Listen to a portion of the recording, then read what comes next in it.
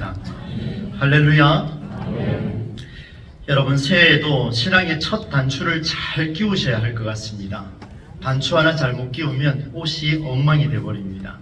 신앙의 첫 단추를 잘 끼우셔서 엉성하고 보기 민망한 그런 어리석은 옷을 벗어버리시고 이제는 그리스도로 옷 입으셔서 주님의 은총 가운데 살아가는 올 한 해의 삶이 다 되실 수 있기를 주의 이름으로 축원합니다. 누군가 우리에게 당신은 기독교의 꽃이 무엇이라고 생각합니까? 라고 묻는다면 여러분은 어떻게 답변할 수 있겠습니까? 아마도 여러 단어를 떠올리시리라 생각을 합니다. 사랑, 감사, 은혜, 또 온유, 자비, 인내, 더할 나위 없이 더 많은 것들을 우리가 열거할 수가 있을 겁니다. 그러나 자세히 보면은 이런 단어는 꽃 자체가 아니라 꽃에서 드러나고 있는 그 향기와 색상, 꽃으로 인해서 드러나고 있는 분위기 등을 나타내는 주변적인 느낌으로 다가오기도 합니다.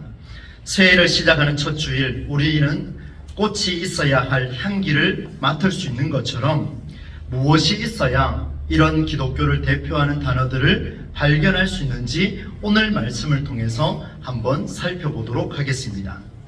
바울은 고린도 지역에서 예수님을 믿는 자들을 위해서 교리서를 하나 작성했습니다. 한마디로 이야기하자면 신앙은 이런 것입니다 라고 하며 율법에 근거해서 이론서를 작성을 했습니다. 그 책이 무엇인가 하면 오늘 우리가 읽었던 이 로마서입니다.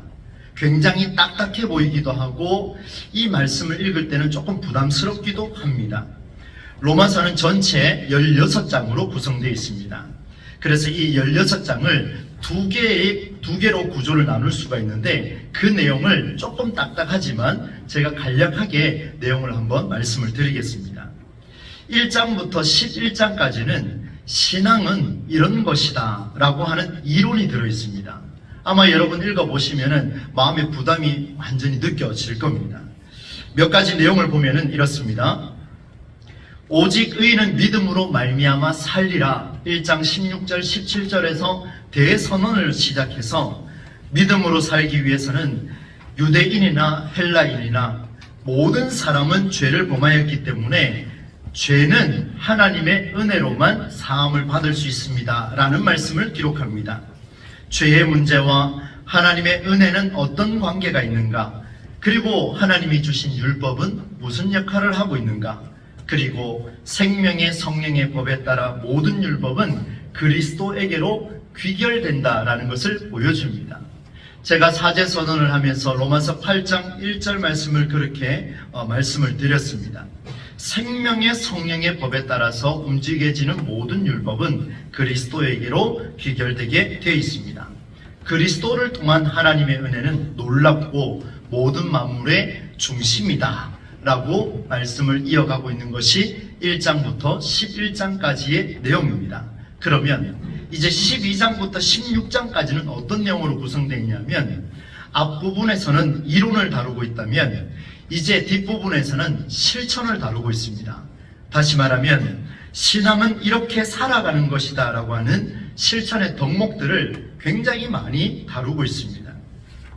구체적으로 보면은 섬길 때는 이렇게 하시고 가르칠 때는 이렇게 하시고 위로와 구제는 이렇게 다스림과 긍휼과 사랑과 화목과 의와 평강과 희락은 그리고 선을 이루고 덕을 세우는 일, 대접하는 일 등 많은 일들을 열거하면서 그리스도인은 이렇게 사셔야 합니다. 이런 실천 덕목을 하나씩 실천하십시오 라고 그렇게 바울이 기록하고 있습니다.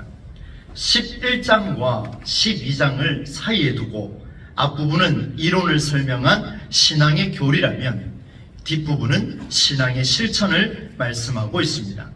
그래서 때로는 따분하고 지루한 교리보다는 우리는 로마서 설교를 들을 때 12장부터 16장까지의 내용을 좀 더 많이 듣지 않았을까 그런 생각을 해보게 됩니다. 어떻든 여러분, 바울이 정교하게 정리한 신앙의 교리를 삶으로 담아내고자 가장 먼저 실천할 덕목이 무엇이겠습니까? 저는 말씀을 준비하면서 그렇군요 하나님, 이 교리를 우리가 이해하고 이 이론을 배웠다면 이제 가장 먼저 하나님, 제 1순위가 되는 실천의 덕목은 무엇입니까? 라고 질문하고 제 스스로 답변했는데 이렇게 답변했습니다. 하나님, 사랑해야지요. 하나님, 겸손해야지요. 인내해야지요. 축복해야 되지요. 앞서 말씀드렸던 그런 수많은 내용들을 제가 열거하고 있는 것을 보게 됐습니다. 너무나 중요합니다. 우리 기독교에서는 이런 덕목들을 갖추어야 하지요. 그러나 아름다운 향기가 아니라 그 향기를 풍기는 꽃을 찾아내지 아니하면 그 향기는 언제든지 사라질 수가 있습니다. 꽃이 없으면 향기는 있을 수가 없습니다. 꽃이 시들어지면 그 향기는 품어낼 수가 없습니다. 그래서 오늘 우리가 찾아야 될 것이 바로 이 꽃입니다. 모든 교리를 실천으로 옮기는 가장 첫 번째가 무엇인가 하면 바로 오늘 12장 1절 말씀에 기록하고 있습니다. 이런 배경을 두고 이 1절 말씀을 보시면 좀 더 다르게 우리의 가슴을 새길 수가 있겠습니다. 여러분, 이 말씀을 함께 우리 뜻을 생각하며 읽어보도록 하겠습니다. 1절 말씀입니다. 그러므로 형제들아, 내가 하나님의 모든 자비하심으로 너희를 권하노니 너희 몸을 하나님이 기뻐하시는 거룩한 산 제물로 드리라. 이는 너희가 드릴 영적 예배니라. 아멘. 여러분, 하나님께서 바울을 통해서 우리에게 말씀해 주시는데 수많은 이론, 수많은 교리를 배웠다 할지라도 그 교리를 통하여 사랑이 나오고 겸손이 나오고 인내가 나온다 할지라도 이 모든 것들은 중간에 무엇을 통해서 드러난다라고 기록하고 있습니까? 예배를 통해서 드러난다, 그렇게 말씀하고 있습니다. 여러분, 오늘 우리가 드리는 이 예배가 얼마나 귀한 일이고 얼마나 중요한 것인가를 이 말씀이 대선언으로 남기고 있습니다. 기독교의 꽃은 예배입니다. 가장 먼저 해야 할 실천 덕목이 뭐냐면 그게 바로 예배라는 사실입니다. 참으로 신기하게도 세상의 모든 윤리는 윤리가 강조하는 것과 다달리 기독교는 예배를 강조합니다. 많은 윤리의 덕목들을 한번 떠올려 보십시오. 이렇게 사십시오, 저렇게 사십시오, 이렇게 사는 것이 참 인간다운 인간입니다 라고 말하고 있지만 우리 하나님께서는 그 많은 실천 덕목을 열거하기 전에 가장 먼저 선택하신 것이 무엇이냐면 예배를 드리라, 그렇게 말씀을 하고 있습니다. 얼마나 귀한 일입니까? 예배를 통해서 하나님과 호흡하기 때문에 예배가 중요합니다. 예배가 아니면 하나님을 만날 수 없습니다. 예배가 아니면 사랑이 무엇인지도 알 수 없고 예배가 아니면 은혜가 주는 그 깊이를 우리는 알 수가 없습니다. 예배를 통해서만이 사랑이 되고 예배를 통해서만이 겸손이 되고 예배를 통해서만이 우리가 인내하는 그 인내가 참 인내가 된다라는 사실을 말씀을 통해서 우리는 볼 수가 있습니다. 그래서 여러분, 바울이 권면합니다. 하나님의 모든 자비하심으로 너희를 권하노니 너희 몸을 하나님이 기뻐하시는 거룩한 산제물로 드리라. 거룩한 산제물, 무슨 말이겠습니까? 하나의 문제를 해결하고자 바치는 제물과는 차원이 다릅니다. 레위기 19장 2절 말씀에 이렇게 기록하고 있습니다. 너희는 거룩하라. 이는 나 여호와 너희 하나님이 거룩함이니라. 아멘. 하나님께서 우리에게 예배를 강조하시는데 거룩한 산제물로 드리라, 이렇게 표현하고 계십니다. 그러면 이 산제물을 드리긴 드리는데 그 산제물이 거룩한 산제물과 무슨 차이가 있느냐, 이것을 우리가 알아야 되지 않겠습니까? 거룩함은 인간의 입으로 담을 수 없는 용어입니다. 인간이 가질 수 있는 성품이 아니라 거룩함은 오직 세상의 그 어떤 신들도 감당할 수 없는 오직 하나님께만 속한 그 성품이 바로 거룩함입니다. 그러면 거룩한 산제물로 드리라는 것은 하나님의 마음에 합한 자로 살겠다라는 의지가 담긴 제물로 드리라는 말씀입니다. 하나님이 거룩하시니까 우리도 거룩해야 된다라고 주께서 명령하셨는데 많은 사람들이 자기를 위해서 살아있는 제물을 바친다면 너희는 나를 위해서 이 제물을 바치라. 바로 너희 몸을 하나님이 기뻐하시는 거룩성을 가지고 바치라. 나의 의지대로 살겠노라 고백하는 그런 의미로 제물을 드리라 그렇게 말씀하고 있습니다. 나의 문제를 해결하고자 바치는 제물이 아니라 나는 하나님의 마음에 하나님의 뜻에 합한 자로 살겠다라는 그 의지, 오늘 우리 예배를 통해서 일어나기를 간절히 소망합니다. 여러분, 하나님의 마음과 그 뜻에 합한 자로 사는 것, 이게 무슨 말일까요?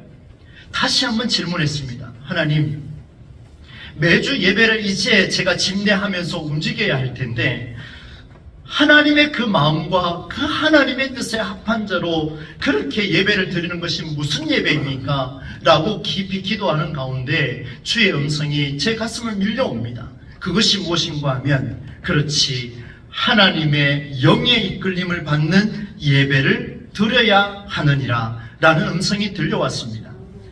여러분, 우리는 인간이 예배를 드립니다. 인간이 중심된 예배는 경건의 모양만 갖춥니다. 여러분, 제가 오늘 이 가운을 입고 이렇게 올라왔습니다. 하나님 앞에 거룩한 예배를 드리고자 여러분에게 보이기 위해서 이걸 입고 왔다면 어떤 일이 벌어지겠습니까? 하나님 앞에 좀 더 정결하게, 좀 더 거룩하게, 좀 더 깨끗하게 하나님 앞에 서고자 신년 첫 번째 주일을 이렇게 올라왔습니다. 하나님의 영의 이끌림을 받고자 그렇게 올라왔습니다. 경건의 모양이 아니라 경건의 능력을 하나님 허락해 주시옵소서라는 그 기도를 하고 이 자리에 올라왔습니다. 교회의 전통보다 더 우선되어야 하는 것은 하나님의 영이 끌어가는 예배가 되어야 합니다. 이 땅에 많은 교회가 경건의 모양을 갖추고 꾸며놓은 퍼포먼스에 갇혀서 하나님의 영의 이끌림을 받는 것이 아니라 어떤 유능한 지도자 한 사람의 영의 이끌림을 받아서 예배하는 이런 시국에 오늘 우리 동부제일교회는 어떤 한 사람의 능력이 아니라 하나님의 능력에 의해서 이끌림을 받을 수 있는 그런 예배가 되기를 간절히 소망합니다. 그래서 여러분, 말씀을 선포하는 저도 그렇고 기도 준비하시는 우리 장로님들, 집사님들, 권사님들도 마찬가지입니다. 성가대도 마찬가지입니다. 모두가 영의 이끌림을 받는 예배가 되도록 그 예배에 우리가 쓰임받고 있다는 사실을 기억한다면 우리가 그렇게 대충 준비할 수가 없습니다. 온 힘을 다하여 준비해야 할 것이고 온 마음을 다하여 우리는 이 예배를 준비해야 할 것입니다. 그러므로 예배는 하나님과 나의 1:1 만남입니다. 다른 사람이 어떻게 예배하건 예배가 어떤 형식으로 이루어지든 몇 번의 예배를 드려야 한다는, 찬송을 몇 번 불러야 한다는, 어떤 옷을 입어야 한다는 등 여러 이유보다 더 중요한 것은 내가 하나님 앞에서 어떻게 살 것인가 라는 결단이 드러나야 합니다. 저는 지금까지 계속해서 찬양 인도를 하면서 그렇게 사역을 감당했습니다. 한 번은 모 교회에서 찬양 인도를 하는데 찬송가를 3절, 4절을 2번 더 불렀습니다. 끝나고 난 뒤에 어르신한테 꾸중을 진땅 들었습니다. 문 밖에서 저를 얼마나 호통을 치시는지, 그게 배운 목사냐고 이렇게 물으시더라고요. 무슨 영문인지도 모르고 그렇게 꾸중을 들었는데 돌아가서 생각해 보니, 아하, 그렇게 교육을 받으셨으면, 그렇게 양육을 받으셨으면 충분히 그 삶을 저에게도 말씀하실 수 있겠다라는 위로를 받게 됐습니다. 그로 이후에 그분에게 제가 아버지라고 불렀습니다. 아버지라고 부르니 아들이 용을 쓰고 있으니 크게 뭐라 하지도 못하시고, 그날 이후로 반복해도 그렇게 뭐라 하지 않는 것을 봤습니다. 여러분, 왜 이런 말씀을 드리냐면, 제가 그때 어떤 기도를 했냐면, 하나님, 이런 일이 벌어졌습니다. 사람의 눈이 제 눈에 들어왔습니다. 그 어르신의 말씀이 제 귀를 쟁쟁거립니다. 찬양 인도할 때마다 시간은 다 돼가는데 3절을 한 번 더 불러야 할 것인가, 4절을 한 번 더 불러야 할 것인가, 이 가슴에 요동을 치는 겁니다. 한 번 더 부르면 오늘도 혼날 텐데 이런 두려움이 있는 거예요. 그때 제가 어떻게 했겠습니까? 한 번 더 부르고 안 부르고를 떠나서 그때마다 기도했습니다. 하나님, 이 인도자의 마음을 지켜주시옵소서. 하나님, 하나님의 영의 이끌림을 받는 예배가 된다면 3절을 더 부르든 4절을 더 부르든 가스펠을 부르든 문제가 되지 않는다라는 사실을 그때 깨달았습니다. 제가 바꾼 게 아니라 하나님이 바꾸어 주셨습니다. 어떤 이유로? 제가 하나님 앞에서 어떻게 살 것인가, 그 예배를 어떻게 드릴 것인가, 그 고민을 하고 기도했더니만 하나님이 멋지게 열어주시는 장면을 제 두 눈으로 목격을 했습니다. 지금도 그분은 저를 칭찬하십니다. 놀랍게도 감사하게 지금도 그렇게 대화를 합니다. 여러분, 한 번의 예배를 드리더라도 그 속에 반드시 우리의 진실함과 정직함과 이 속에서 나오는 거룩함이 살아나야 합니다. 그렇기에 예배가 귀합니다. 여러분, 이렇게 하나님 앞에 결단하며 예배하는 것은 지나가는 맹세가 아닙니다. 좋은 말 한 번 듣는 차원의 것도 아니지요. 습관성의 예배도 아닙니다. 산 제물로 바치겠다. 여러분, 말이 쉽지요. 산 제물로 바치겠다. 그 내 몸을 그냥 바치는 거예요. 하나님이 내 목을 치시든 치지 않으시든 나는 바치겠다라는 거예요. 이게 무슨 말입니까? 예배 한 번 드릴 때마다 그 횟수에 관계없이 그 한 번의 예배에 내 생명을 걸고 하나님 예배하겠다라는 그 결단이 우리에게 일어나야 된다는 것을 하나님이 우리에게 말씀해 주시는 거예요. 얼마나 귀한 일입니까? 왜 그러냐면 예수님께서 우리를 만나 주시려고 그분은 자기의 생명을 걸고 예배의 자리에 오셨습니다. 그러면 우리는 어떻게 해야 되겠습니까? 당연히 우리도 내 생명을 걸고 찬양을 하고 내 생명을 걸고 하나님 앞에 예배해야 되지 않겠습니까? 생명을 거는 예배에 임하면 그만큼의 결단은 너무나 자연스럽게 나올 수밖에 없습니다. 여러분, 제가 이 예배를 이야기하지 아니하고 여러분 오늘도 사랑하십시오, 온유하십시오, 제가 하는 말로 여러분이 받아들이면 문 밖을 나서는 순간 아무것도 실천할 수 없습니다. 그러나 하나님의 영이 우리 깊은 곳에서 우러나와서 거룩한 산제물로 드리는 그 결단이 있을 때 하나님이 우리를 만져주시면 사랑하고 싶지 않아도 사랑할 수밖에 없습니다. 그게 성경 아닙니까, 여러분? 그게 바로 기독교예요. 우리가 하고 싶지 않아도 하게 만드시는 분이 하나님이십니다. 예배를 통해 하나님과 진실로 호흡한 자는 반드시 이제 문을 나서면 삶의 예배로 이어지게 되어 있습니다. 여러분, 이 귀한 일에 우리는 쓰임을 받고 있습니다. 우리는 직분자도 있습니다. 교사도 있습니다. 차량을 안내합니다. 식당에 봉사합니다. 예배를 안내합니다. 새가족 봉사를 합니다. 구역을 섬겨나갑니다. 그리고 부서마다 헌신하는 수고들이 있습니다. 제가 열거하지 않아도 우리 교회 안에서도 많은 부분에서 우리는 헌신을 감당하고 있습니다. 여러분, 이 예배하는 자가 삶의 예배로 나아가는 중요한 도구가 된다는 사실을 기억하신다면 이 섬김을 우리는 그냥 할 수가 없습니다. 찬양이 마찬가지지 않겠습니까? 이것이 확실하기 때문에 여러분, 저는 생명을 걸고 이 예배에 목숨을 걸어야 하나님이 저를 이끌어 주시기 때문에 여러분의 삶을 도와줄 수 있는 그 중요한 도구가 된다는 사실을 이 목사도 깨닫고 있습니다. 여러분, 이 중요한 자리에 바로 이 섬김의 역할들이 기독교에 꽂힌 예배를 더욱 튼튼하게 한다는 사실을 기억하셔서 우리가 함께 중보하며 나아가기를 원합니다.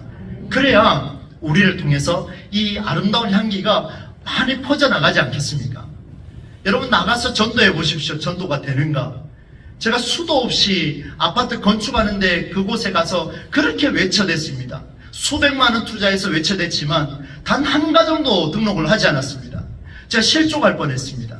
그만큼 어려운 이 시기에 그때 하나님께서 어떤 지혜를 주시냐면 우리가 바뀌면은 우리를 통해서 소문이 나면 저절로 오게 되어 있습니다. 여러분, 동부제일교회를 궁금해하는 사람들이 참 많습니다. 그 교회가 어떤 교회인지 궁금해하는 사람이 너무 많아요. 지금도 저에게 전화가 옵니다. 그래서 제가 이야기합니다. 10년 뒤에 오라고 이야기했습니다. 지금 오지 말고. 왠지 아십니까? 10년 뒤에 저는 그런 꿈이 있습니다. 동부제일교회가 이 대구 도성을 휘어잡는 교회가 될 수 있기를 간절히 기도하고 그렇게 결단하며 시작했습니다. 10년 뒤에 안 되면 저를 내보내셔도 괜찮을 것 같습니다. 여러분, 이게 그냥 하는 말이 아닙니다. 정말 하나님께서 이 꿈을 주셨는데 가만히 있을 수 없지요. 하나님이 예배를 통해서 제게 이 은혜를 주셨는데 이제 제가 면접 설교 때 말씀드렸던 것처럼 발바닥에 불이 나도록 많은 양떼들이 목자에게로 갈 수 있도록 저는 그렇게 움직일 겁니다. 너무 열정적으로 움직일까봐 여러분이 제동을 좀 걸어주셔야 되지 않을까, 이제 그런 생각도 하고 있습니다. 정말 하나님께서 붙들어 주실 겁니다. 저만이 아니라 여러분과 함께 이 기독교의 꽃을 피어나게 하실 겁니다. 우리를 통해서 아름다운 향기가 계속해서 풍겨나가기를 소망합니다. 여러분, 이렇게 되면요, 어떤 역사가 나타나냐면 2절 말씀을 한번 보십시오. 너희는 이 세대를 본받지 말고 오직 마음을 새롭게 함으로 변화를 받아 하나님의 선하시고 기뻐하시고 온전하신 뜻이 무엇인지 분별하도록 하라. 아멘. 예배에 성공한 자는 이 세대를 분별하게 될 줄로 믿습니다. 여러분, 그래서 우리 교회학교, 유치부, 아동부, 중고등부, 청년부 이르기까지 여러분 기도 많이 해주셔야 돼요. 무슨 기도하라고요? 교회학교 부흥하게 해달라고요? 아닙니다. 그런 기도는 지금 의미가 없어요. 하나님, 우리 교회학교의 예배가 이 세대를 살려낼 수 있는, 이 세대를 분별할 수 있는, 하나님의 기뻐하시고 선하시고 온전하신 뜻이 무엇인지 분별할 수 있는 그런 예배가 되게 하여 주시옵소서. 그렇게 되면 우리 아이들이 교회에 왔을 때 예배 한번 경험하고 견딜 수 없어서 나가서 소문내지 않겠습니까? 나가서 아이들한테 전도지 하나 주는 것보다 이 길이 더 빠릅니다. 그래서 우리는 매 달려야 해요. 하나님 앞에 간절하게 매 달려야 합니다. 하나님과 호흡하는 삶의 예배가 있을 때에 우리는 분별하는 그런 삶을 살아갈 수가 있습니다. 그러면 여러분, 제가 이렇게 열정적으로 설교 메시지로 선포하니 여러분 따라오시는 것 같지만 실상은 나가서 보시면 이게 크게 위력이 있을까 또 고민하게 될 겁니다. 그런데 제 얘기가 아니라 성경의 말씀으로 여러분에게 권면을 드리겠습니다. 하나님 우리에게 위로를 주십니다. 로마서 11장 33절로 36절까지 말씀인데, 이것이 1장에서 11장까지 교리 부분을 결론이고 이제 실천 부분에 들어가고 있는 도입 부분입니다. 얼마나 이렇게 파도가 갈라지듯이 열리는지 한번 보겠습니다. 여러분, 이 말씀을 같이 한번 읽어보겠습니다. 시작. 깊도다 하나님의 지혜와 지식의 풍성함이요 그의 판단은 헤아리지 못할 것이며 그의 길은 찾지 못할 것이로다. 누가 주의 마음을 알았느냐? 누가 그의 모사가 되었느냐? 누가 주께 먼저 드려서 갚으심을 받겠느냐? 이는 만물이 주에게서 나오고 주로 말미암고 주에게로 돌아감이라. 그에게 영광이 세세에 있을지어다. 아멘. 여러분, 이 메시지 한번 보십시오.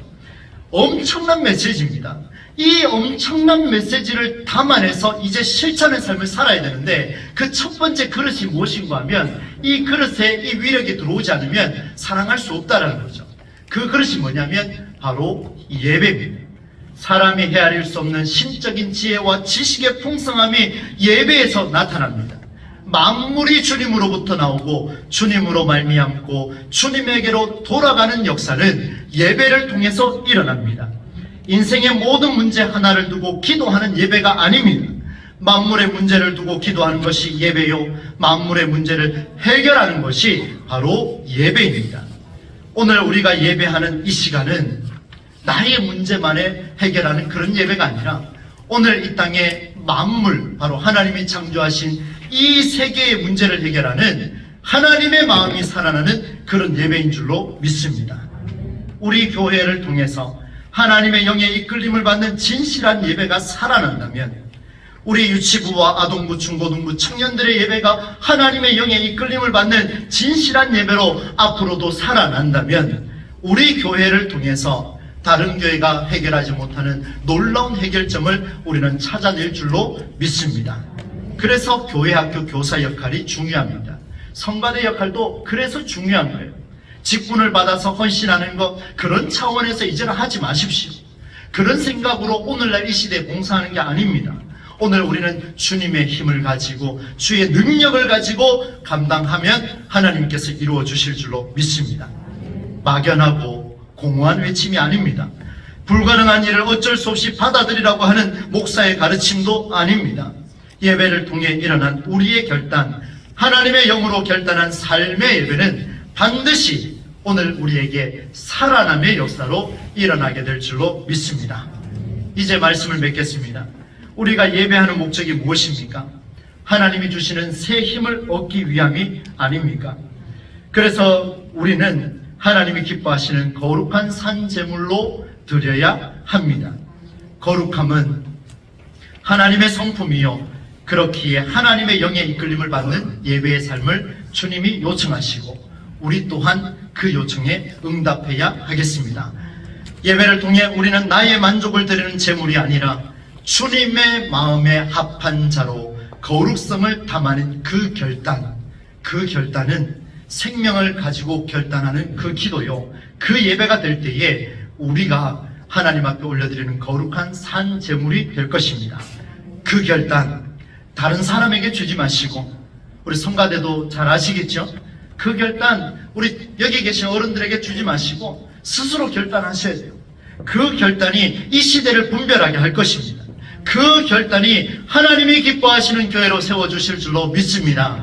이 모든 결단을 통하여 우리 모두가 하나님이 쓰시는 주의 종으로서 사역을 감당해 나가는 우리 모두의 삶이 되실 수 있기를 우리 주 예수 그리스도의 이름으로 간절히 축원합니다. 하나님 아버지, 오늘 신년 첫 번째 주일을 맞이하여 하나님이 우리와 호흡하기를 원하시는 예배에 대해서 말씀을 나누었습니다. 하나님, 우리는 스쳐 지나갈 법한 습관성으로 드렸던 이 예배가 이만큼의 위력이 있고 이만큼의 힘이 있다는 것을 말씀을 통해 보았습니다. 그동안 예배를 약하게 보았던 우리를 용서하여 주시고 이제 앞으로 올 한 해만이라도 하나님 앞에 거룩한 산제물로 드리며 하나님의 뜻이 무엇인가를 분별하며 그 예배 속에서 힘을 얻어가는 우리의 삶이 되게 하여 주옵소서. 특별히 강과 없기는 우리 어르신들의 기도를 주님 받아주시기를 원합니다. 약하고 힘없고 어려운 그런 기도라 생각하지 말고 오늘 이 예배를 통하여 만물이 살아나는 역사가 우리 연로하신 어른들의 예배를 통해서도 일어난다는 사실을 기억하며 다시 한번 새 힘을 얻고 새해를 시작할 수 있도록 주께서 인도하여 주시옵소서. 우리의 삶을 주관하여 주실 줄 믿사오며 예수님의 이름으로 간절히 기도하옵나이다. 아멘.